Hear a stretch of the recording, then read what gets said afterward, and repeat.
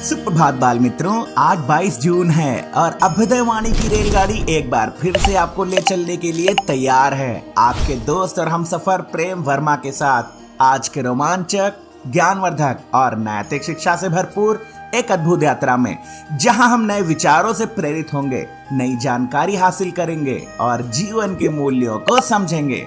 तो आइए इस सफर की शुरुआत करते हैं आज के प्रेरणादायक सुविचार से। सच्चे लोगों को कभी प्रशंसा की आवश्यकता नहीं होती और असली फूलों को कभी इत्र लगाने की आवश्यकता नहीं होती।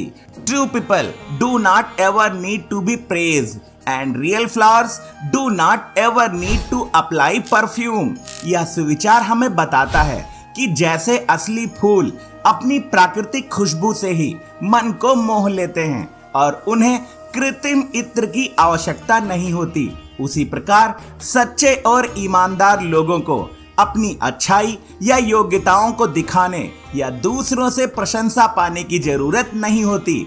उनकी सादगी, सत्यता और कर्म ही उनकी पहचान बन जाते हैं। ऐसे लोग बिना किसी दिखावे के अपने कार्यों और व्यवहार से दूसरों के दिलों में स्थान बना लेते हैं। यह सुविचार हमें सिखाता है कि हमें आंतरिक रूप से अच्छा और सच्चा बनने का प्रयास करना चाहिए, ना कि केवल बाहरी दिखावे या प्रशंसा के पीछे भागना चाहिए। सच्चाई और अच्छाई स्वयं ही चमकती है, उसे किसी सजावट की जरूरत नहीं होती। अभ्युदयवाणी में अब जानते हैं आज का अंग्रेजी शब्द, जो है सर्विटर। SERVITOR। सर्विटर का अर्थ होता है सेवक, लेकिन सेवक शब्द अब पुरानी शैली का माना जाता है और आमतौर पर इसका प्रयोग ऐतिहासिक या पारंपरिक संदर्भों में, जैसे राजा महाराजा के दरबार में सेवकों के लिए प्रयोग किया जाता है। उदाहरण वाक्य, he worked as a humble servitor in the royal court. वह राज दरबार में एक विनम्र सेवक के रूप में कार्य करता था। आगे बढ़ते हैं इस सफर में और आनंद लेते हैं आज की पहेली का। ऐसी कौन सी ड्रेस है जिसे हम कभी भी पहन नहीं सकते? इस पहेली का जवाब है एड्रेस। अब अगला स्टेशन है आज का इतिहास।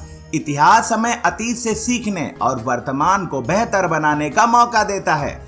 आइए इतिहास के पन्नों में आज 22 जून की कुछ प्रमुख घटनाओं पर नजर डालें।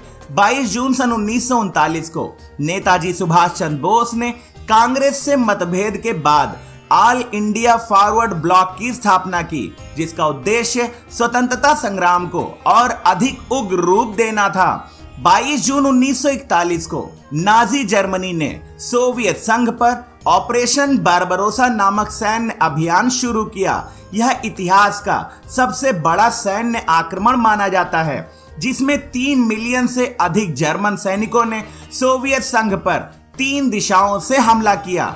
यह आक्रमण द्वितीय विश्व युद्ध में एक निर्णायक मोड़ साबित हुआ। 22 जून 1948 को ब्रिटिश सम्राट किंग जॉर्ज 6 के आधिकारिक खिताब से एम्परर ऑफ इंडिया शीर्षक को औपचारिक रूप से हटाया गया, जो भारत की स्वतंत्रता के बाद औपनिवेशिक शासन के प्रतीकों को समाप्त करने का एक महत्वपूर्ण कदम था।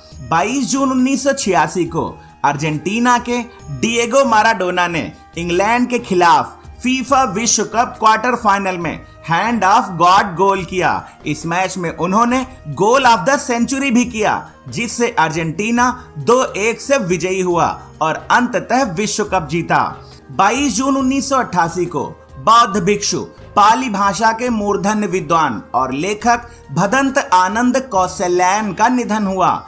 22 जून 2017 में पहली बार विश्व वर्षावन दिवस यानी वर्ल्ड रेन फॉरेस्ट डे मनाया गया। इसकी शुरुआत रेन फॉरेस्ट पार्टनरशिप नामक संगठन द्वारा की गई थी, जिसका उद्देश्य वर्षावनों के संरक्षण और उनके महत्व के प्रति जागरूकता फैलाना है।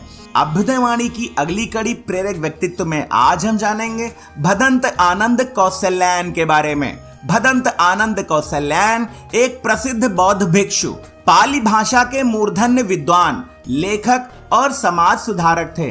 उनका जन्म 5 जनवरी 1905 को अविभाजित पंजाब के अंबाला जिले में सोहना गांव में एक खत्री परिवार में हरिनाम दास के नाम से हुआ था। उनके पिता लाला राम शरण दास एक शिक्षक थे। 1920 में उन्होंने 10वीं और 1924 में स्नातक की पढ़ाई लाहौर के नेशनल कॉलेज से पूरी की। भारत के स्वतंत्रता संग्राम में सक्रिय भागीदारी के साथ साथ वह भीमराव अंबेडकर और महापंडित राहुल सांकृत्यायन से प्रभावित होकर बौद्ध धर्म की ओर मुड़े। 1928 में उन्होंने श्रीलंका जाकर बौद्ध भिक्षु बनने की दीक्षा ली और विद्यालंकर विश्वविद्यालय के हिंदी विभाग में अध्यक्ष रहे। भदंत आनंद कौशल्यायन ने पाली त्रिपिटक, धम्मपद और जातक कथाओं का हिंदी में अनुवाद किया।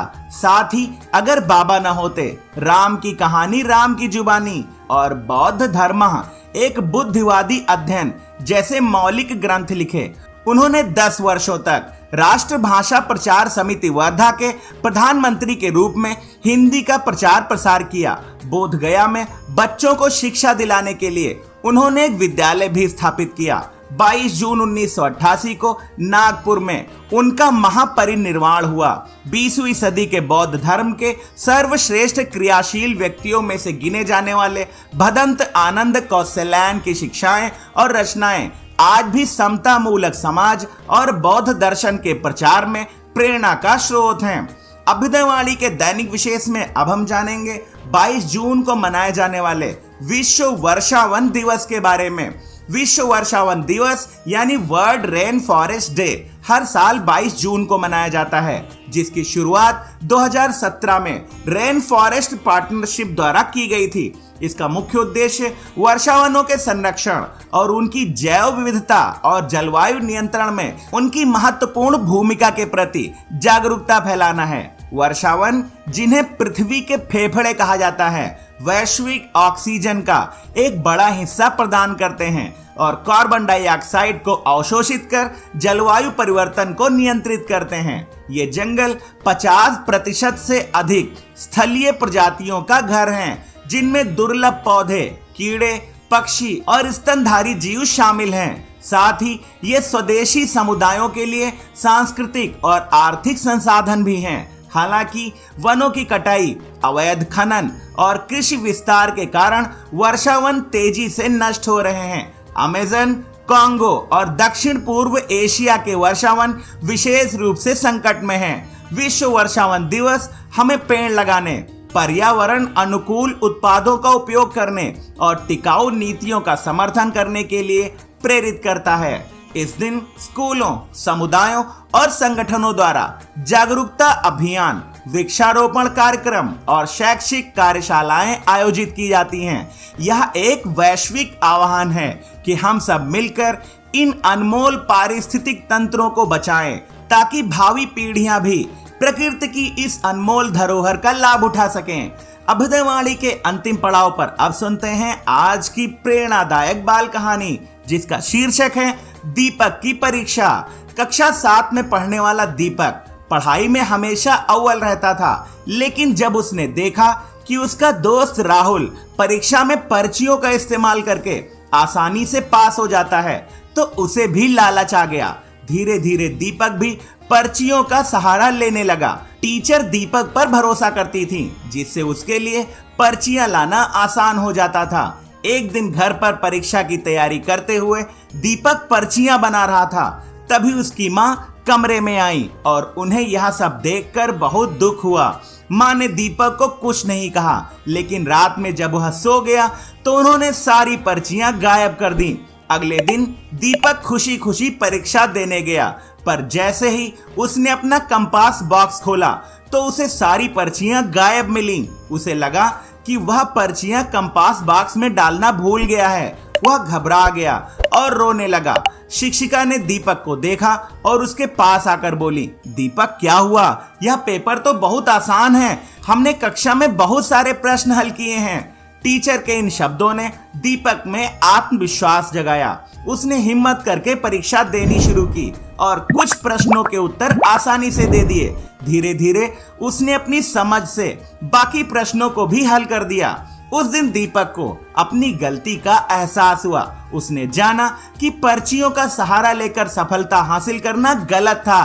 परीक्षा खत्म होने के बाद दीपक को बहुत खुशी हुई। उसने महसूस किया कि ईमानदारी से मेहनत करके उसने जो कुछ भी हासिल किया है वह कहीं ज्यादा मूल्यवान है। इस घटना के बाद दीपक ने कभी भी गलत तरीकों का इस्तेमाल नहीं किया। उसने मेहनत और लगन से पढ़ाई की और हमेशा सफलता हासिल की।